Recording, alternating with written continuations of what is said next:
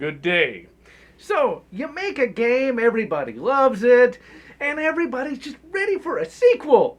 And that sequel comes 13 years later from a different developer. Man, making sequels is hard enough as it is, and most sequels are heretical. But well, Warhammer 40k is nothing if not persistent. And finally, we've got Space Marine 2. Does it live up to the first game, or should it be given the Emperor's Peace? Well, let's take a look and find out. Warhammer 40k Space Marine 2 was developed by Saber St. Petersburg and published by Focus Entertainment on September 9th, 2024. 13 years after the first game came out. Holy crap, ladies and gentlemen, I never thought I would see the day that Space Marine 2 would actually come out. In the days of remakes, reboots, and remakeables, we actually got an honest to Emperor sequel. Space Marine 2 is a full video game with an 8-hour-long single-player campaign, with the vast majority of that being gameplay. However, that gameplay is standard co-op mush. Despite getting a permission slip from Big Bobby G, the gameplay for Space Marine 2 is still co-op mush. But it's a good mush with little bits of desiccated groks thrown in. So, ostensibly, this is a third-person hack-and-slash game, but unlike the first game, you carry only 3 weapons on your person at any one time: a rifle, a pistol, and a melee weapon. The rifles in the main campaign are not really that different from one another, and the best rifle in the game is the plasma gun, and once you got this, you will not need anything else. The best pistol in the game is the, you guessed it, plasma pistol, and the best melee weapon is the, you guessed it, power sword. In multiplayer, the other weapons will have to be unlocked by spending your time playing the game. The only rifle kinda worth it is the bolt carbine, as it does put out a lot of firepower very quickly. The shooting is still really bloody fun, because in this game, like the first, you are always on your back foot and having to face gigantic hordes of enemies. In this game, you face down the fell might of the Tyranids, foul Xenos beasts that are a cross between the xenomorphs from Aliens and the Zerg from StarCraft. They come in a few varieties, from the little griblets to the big bastards. You need a lot of firepower to slaughter the hordes of the little griblets, and you will need to master the melee combat to combat the big boys, cause they got swords and they will block all your shots. And will push your big blue shit in if you don't learn to dodge and parry. The parry system in this game actually works and is legitimately fun. You get nice big telegraphs. The whole melee system is really slick and fluid, and I had a metric Emperor ton of fun slaughtering the fell foes of the Imperium. Returning from the first game, you have glory kills, and these will help fill your shield bar. Yes, the health system has been changed considerably from the first game. Here, you have 3 shield bars. Once those are gone, you take health damage. You fill the shield bars by glory killing enemies, but you cannot actually fill your health bar unless you find combat stems. This is of course due to the multiplayer focus of the game. When you take enough damage, you will go down. If you're playing it multiplayer, your buddies can get you up. If you're playing the single player, the AI bots are good enough about getting you up again. Thankfully, we got full abominable intelligences, and they do a good job of helping you out when it comes to fighting the enemies. If you go down too many times, you will fully die, but this never happened in either of my playthroughs. You can get a special item to pop up automatically, but I only ever needed that like once. The game is not easy, but it's not gonna bust your space balls either. As you might imagine, we also got special powers for the player, but here, the power you get will depend upon which squad member you play as. And unlike in the first game, it feels fully multiplayer. So, here's the thing. When I first played the game, I thought it was derivative crap. Cause it kind of is. The core gameplay concepts are all just ripped off from Left 4 Dead 2. You have common Tyranids mixed in with special infected Tyranids that act as mini-bosses. This is a gameplay style that is seen in all sorts of slop. Hell, even Aliens Fireteam Elite has this kind of gameplay. But when playing this game a second time to get footage for this review, I realized that I was having fun, and I think I know why. This is not entirely co-op slop. I mean, the game design is, as you shall see in a moment, but the combat is fluid and fast-paced enough that you can get sucked in, and you don't really think about the derivative nature of it all. And the game just has so much polish to it that the slop nature just ceases to be an issue. So yeah, long story short, game good, game fun. So what do you think you could be doing all game? Are you going to be waiting for a door to open? Are you going to be waiting for a bridge to extend? Are you going to be defending or destroying 3 things in order? If you guessed all the above, you've won the Emperor's Peace! Yep, it's that kind of game. It never gets boring, and you are always being attacked by hordes of bastards, and you always feel on the verge of losing, so half the time you won't really care, but the slop nature is there. Also, the weapons don't really matter, because you encounter weapon drops all over the place. I wonder why. Oh, running low on ammo? Why, there is an infinite ammo box right where the boss is. Very convenient. This gets really stupid at the very end of the game, where you're literally fighting in literal hell. And guess what? There's an ammo box just chilling. Nice of corn to help a corpse worshipper out. Whenever you are fighting the Tyranids, the game is peak Warhammer. But when you uncover a plot by Coas, the game should get boring. But thrown, damn it, on the second playthrough I started having fun. So, Chaos is essentially the forces of hell, and gameplay doesn't change too much. You got little Griblet demons mixed in with some Chaos Space Marines. On the first playthrough, I felt the Coas Space Marines were boring, but they grow on you. However, I feel like the Coas portions of the game are just a little dull. Due to the multiplayer nature of the game, there are limited enemies for the Tyranids in Coas, likely because they needed to be balanced. This annoys me because that means that shitty Fire Warrior game for PS2 still has the best 40k enemy roster. Despite me shitting on the bloody co-op elements, I am glad that the co-op elements are here. Space Marine 2 offers 3-player co-op for the campaign. It even has its own separate co-op campaign. And while I have not played either campaigns with other human beings, I'm glad that they are there, as it was something that Space Marine 1 lacked. In addition to co-op, you also have a PvP mode, and since I'm not a multiplayer gamer, I can't really comment on that. What annoys me though is that this game has major story events that happen in the co-op, and what should be the final boss fight for the Tyranids happens in the co-op campaign, and what should be a super dramatic battle is treated as just a meh moment. Just another day at work. And I swear this happened, and I didn't just set this up. All specs ready to scan. But yeah, come on people, it's a big deal. Don't just have the special power line play after the big boss is defeated. At least pretend like this boss fight meant something. And last but not least, there is no real final boss in this game. You just beat him in a cutscene. Thanks, Saber. Thanks for that. Do I at least get to beat him in the multi? The graphics in this game really do shine. Saber gave us a game that really understands the sheer scale and bombast of the 40k universe. When you fight against the foe, there will be an entire war going on around you, and everything feels a bit overly detailed, just like 40k should. Animations are a bit stiff and feel less fluid than they did from a game 13 years ago. Sound is goody kick-ass. All the guns, monsters, and explosions are full and lush. This game really made the most of my sound hardware. The VA work is as impressive as the first games. In Space Marine 1, you played as Captain Titus, and in this game, Titus returns. But now, he's got a first name, Demetrian, and he's got a new voice actor. Mark Strong did a stellar job in the first game, and Clive Standen not only sounds more British, he also does an impressive job voicing Captain Titus. In this game, he doesn't sound too different from Mark, and gives Titus a rougher edge. We will eradicate your kind from the galaxy. Music is merely okay. None of the tracks really wowed me, and we don't have any bangers like the OST for the 40k Darktide game. Thrown damn it, even the bloody title track is a bass-boosted remix of the original theme from Space Marine 1. Now, ladies and gentlemen, the year is 2025. Gaming is barely living on a prayer, and yet good guy Bloody Saber gives us mod support? Mods are pretty basic right now, but the fact that we have them at all in this dross era of gaming is truly a miracle from the Emperor. A lot has changed since Space Marine 1. 13 years is a long time, and 40k has moved on considerably since then.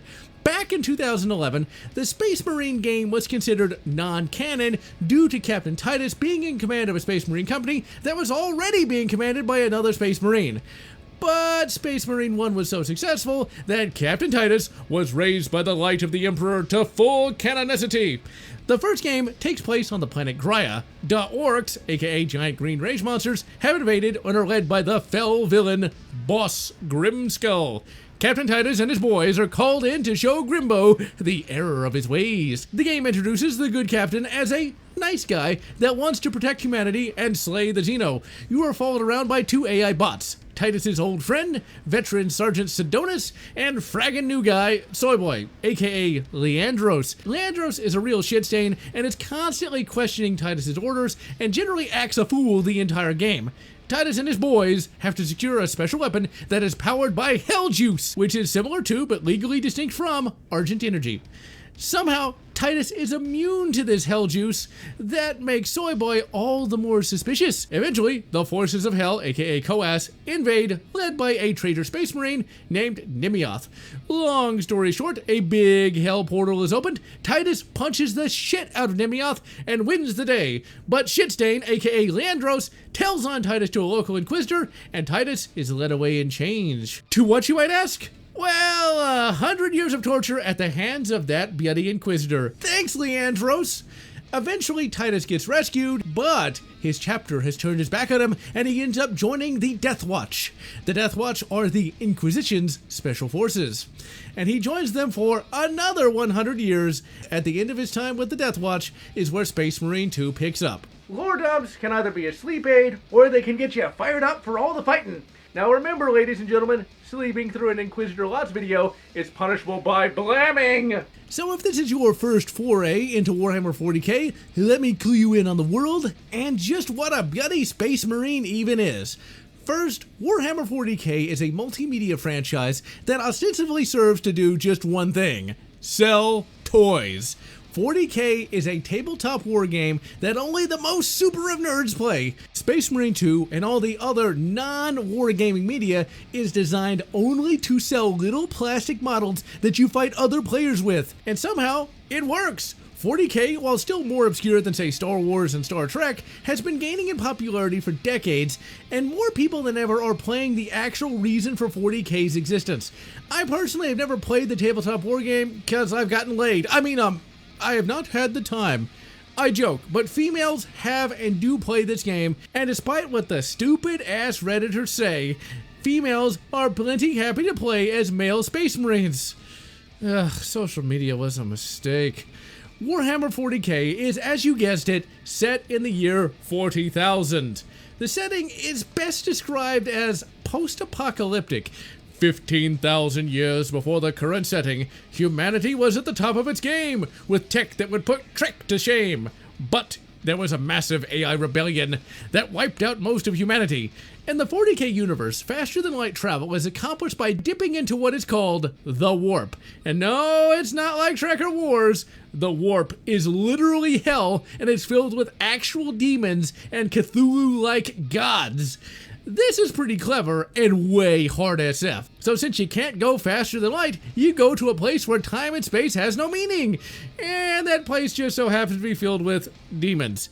It's badass that humanity was tough enough to deal with this and create a Star Trek-ish federation until at least the Robos rebelled. But it gets worse. Humanity was rebuilding after the AI rebellion, but then a fellow star empire run by an alien species called the Eldar sorta fucked their way into creating another Cthulhu space god. Oops. Hope they used some lube.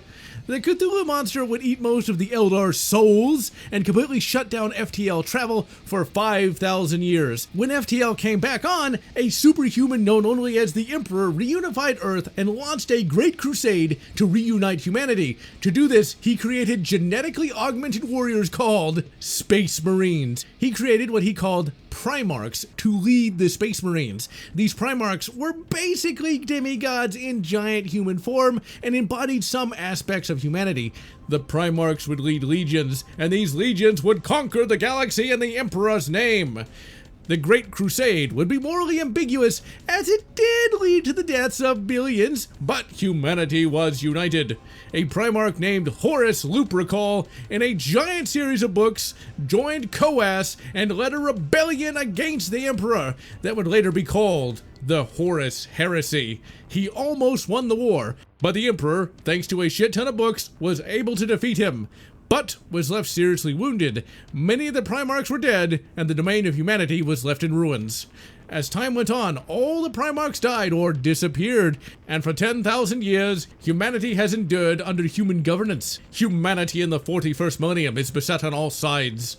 The Orcs, giant rage monsters that multiply like a virus. The Eldar, duplicitous aliens that are deadly and quick. Dark Eldar, think the guys from Hellraiser. The Tyranids, foul extragalactic invaders that can devour entire worlds.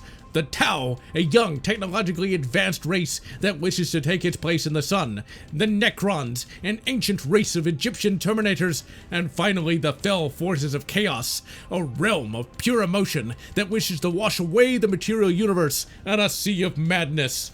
And unto this, the Imperium of Man stands resolute against the night. The Imperium is many things to many people. It is the rock upon which humanity clings to for survival.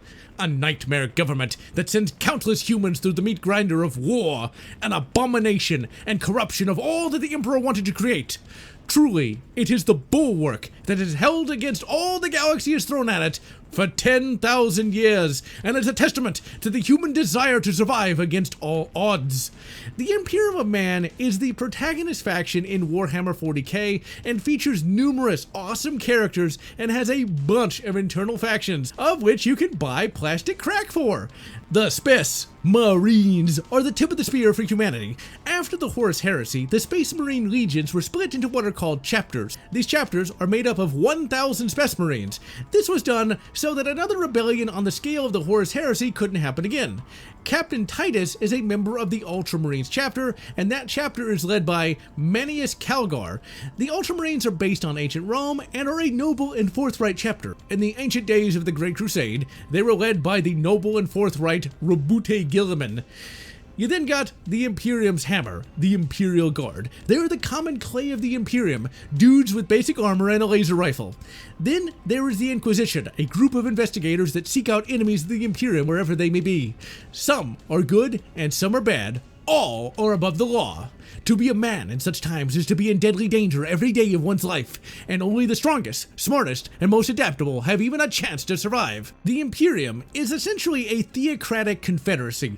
The FTL drive and communications network is too spotty for anything else. The Imperium is united in its belief that the Emperor of Mankind is a deity. Local governments are left to the local planets. Some worlds are pearls of great beauty, and some others are diseased balls of misery. So long as they worship the Emperor and send the tithe of men and material, the Imperium cares not.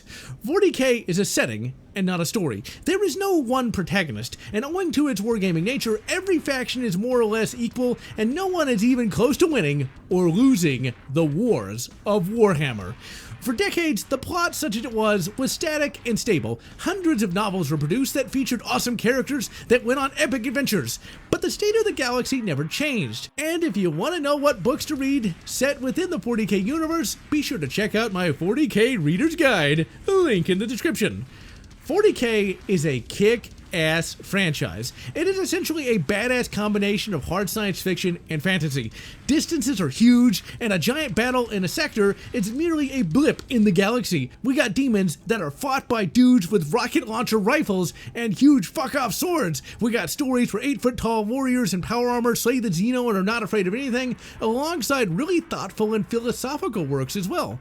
In addition to all that, we got horror stories, crime stories. 40k is more than just fighting and winning. It's a dark universe, but not a bleak universe. Heroes exist, and they can and do win, but the victories are all hard fought, and sacrifices are made to defeat the fell foes. 40k has some satirical elements, but it is mostly played straight, and most of its lore and stories are well written, with a few oopsies here and there. Matt Ward! All told, 40K was and still is a franchise that any sci-fi fan can sink their teeth into. 40K's stalemate era would end in the real-life year of 2017, when Games Workshop, the company behind 40K, decided to give 40K a kick up the old fundament. First, they opened up a giant hell portal in the center of the galaxy, then destroyed the fortress world of Cadia by dropping a magical space station on it. And then they brought back a dead character. In the lore, Rabute Gilliman, original leader of the Ultramarines, oh, and Ultramarines refers to the color of their armor.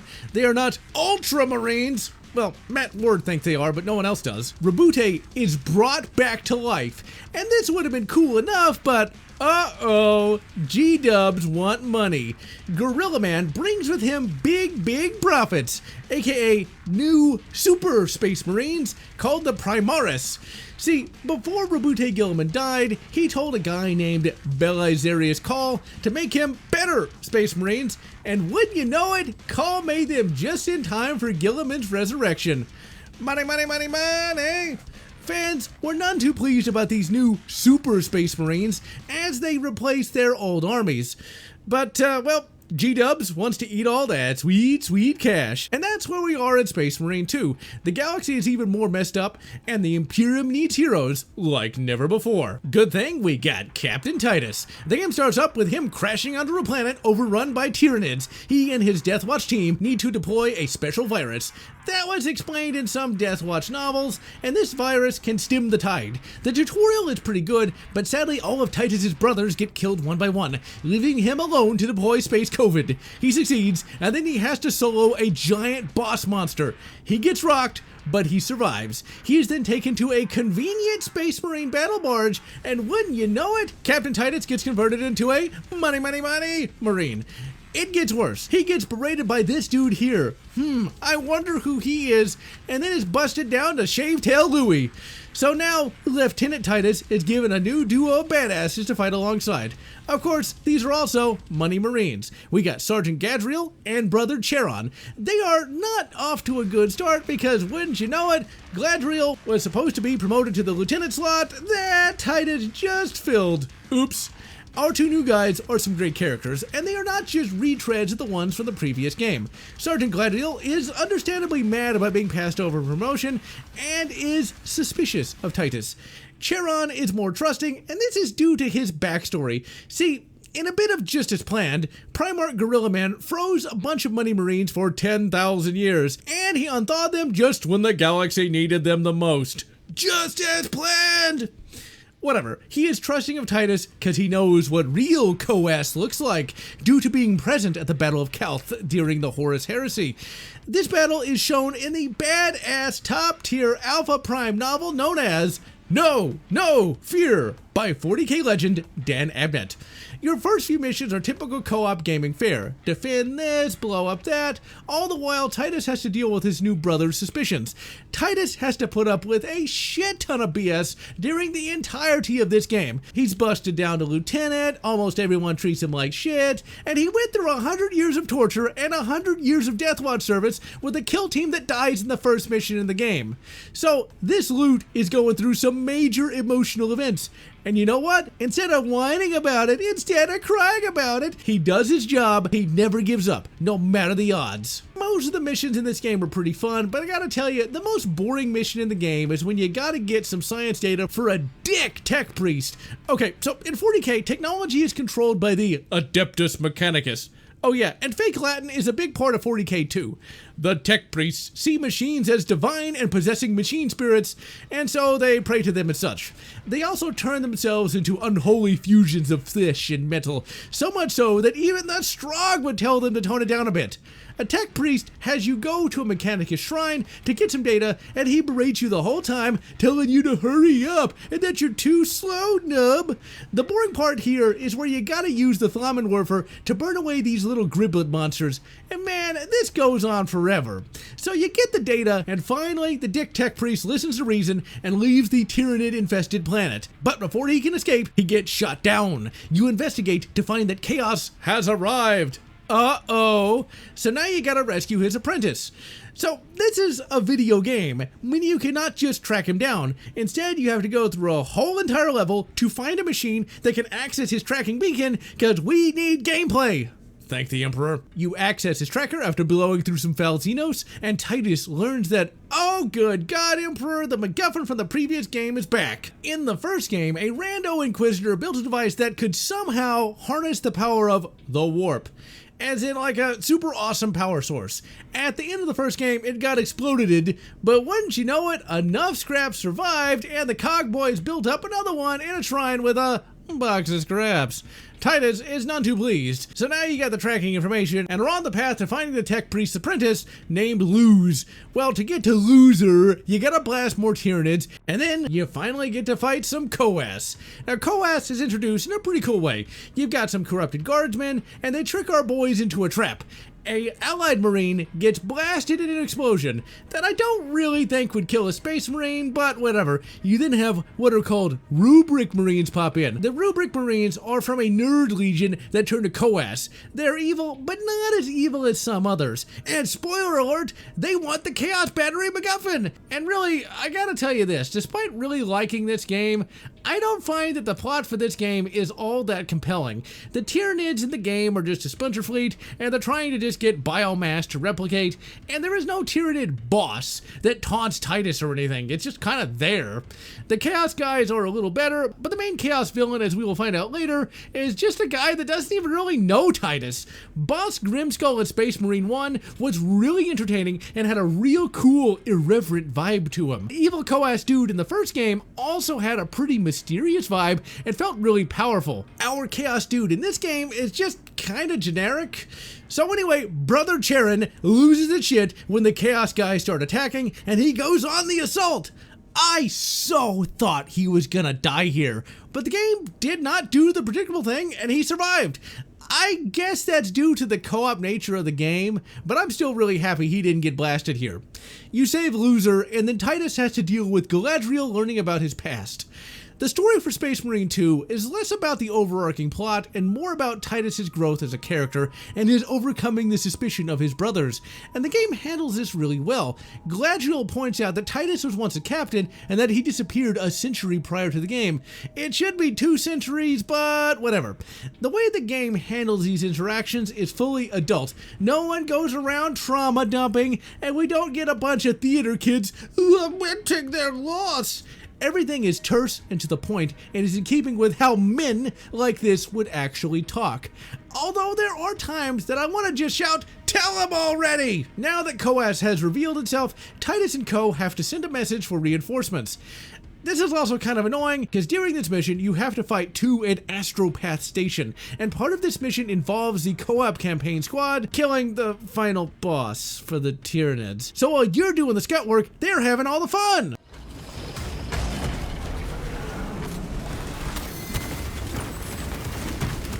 Man, I wish we were doing that. All specs ready to scan. Ah, well, you do have to hold off a big horde of Tyranids, so I guess that's something. So an Astropath is a guy that can use psychic powers to communicate faster than light, and the Imperium needs a lot of them. And as you can see, this is the one part of the game that shows how brutal the Imperium is. The Astropaths are chained to booths, and there are a bunch of them suffering in the darkness. They are very much an ends justifies the means government, and many of the people in charge care only about their own power. For me, the Imperium is no more or less evil than any government, and most of the drama in a 40k story is the characters being good guys despite the dehumanizing nature of the Imperium. So our boys go to send the message, and the head Astropath starts saying some crazy crap, and saying that Titus is a heretic, and Galadriel tries to kill Titus, until Charon, who knows chaos for what it truly is, shoots the head Astropath. This is probably the first instance where Galadriel actually starts to kinda sorta trust Titus, because he trusts Charon, and Charon was right that chaos was taking over the head Astropath. we get introduced to our villain for the game, Imra. He's kind of just a little wiener that won't get off his little space scooter. The boss fight's okay, but not that hard to complete. Imra does some trash talking, but he lacks the villainous aura of the previous game's chaos villain, Nimroth. They really needed to make Imra much more scary, and they shouldn't have made him look like such a pretty boy either. Imra is driven off, and Titus lays down the law, and Galadriel trusts Titus, kind of, a little bit, but he is not really a brother to Titus yet. So the loading screens between missions have you and the boys in a Thunderhawk dropship, and this is pretty much what you get after every mission, but it's funny as hell after this one. Man, that's gonna be one awkward ride! Throughout the game, you get to watch a bunch of heroic speeches, and this is part and parcel for why people love Warhammer 40k. It's a series that in some stories can really jazz you up with some righteous fury that will put some fire in your belly better than Taco Bell at 4 a.m. So now, you gotta go to a graveyard world and do some more scut work. On the way, Titus gives a speech that kind of goes against the first game. Titus reassures Galadriel and takes some blame and says that on the Grab mission, he is wrong for not allaying Leandros' suspicions. In the first game, Titus didn't know why he could survive the warp, so there wasn't much he could have told Leandros, and it was only Leandros' shittiness that got Titus in trouble in the first place. And now fans are head retconning Titus' disgrace as being his own fault. Fucking Reddit. Next, we got a good callback to the first game. Titus and Bros are going to jump back down to the planet, and Galadriel says, The Codex of Startings does not support this action. But I am looking forward to it. and so this is a straight rip-off of Dead Space's space mechanics. But you know what? We haven't had a real Dead Space game in over a decade, so I'm glad to see it here. You get down to the planet and start wrecking shit with a Thunder Hammer! And man, this is a super impressive series of levels. So, you plant a beacon so that a giant Space Marine battle barge can crash into this giant warp beacon that keeps summoning all the Griblet monsters. Who's setting up the beacon and who's crashing the barge? You guessed it, we're the Beacon Boys, and the co-op squad gets to do all the fun stuff. Man, I wish we were doing that. All specs ready to scan. So you gotta find and rescue Loser. The game teases the Necrons, but alas, you don't get to fight them. Imra sends a Chaos Dreadnought after you, and man, this is a fun-ass boss fight. Turns out, just as planned, Imra wanted Loser to build a warp MacGuffin, and kills Loser and takes the MacGuffin and opens up another giant hole straight to hell. The Ultras fight hard, and in a scene straight out of a novel cover, Captain, Louis Titus, holds the line until Manius Calgar shows up. Man, I thought this was the coolest shit ever. Manius Calgar is a legendary Ultramarine warrior and head of the chapter, and I never, in 10,000 years, thought he would show up in a game. He wrecks shit, and then we have Endgame. The Endgame could have been better though. The Space Marines are able to kind of easily figure out how to close this giant hell portal, and both you and the co-op squad take turns in turning these little devices to shut down the hell portal. Well, that was easy.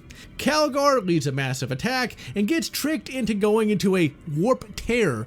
You and your squad follow, and the final rock-off with the devil is alright. Imra floats around like a little wiener, and then he has a big screw-off demon attack, but you just shoot it in its fuck-me lights. The last bit of the game is just more or less a walking sim.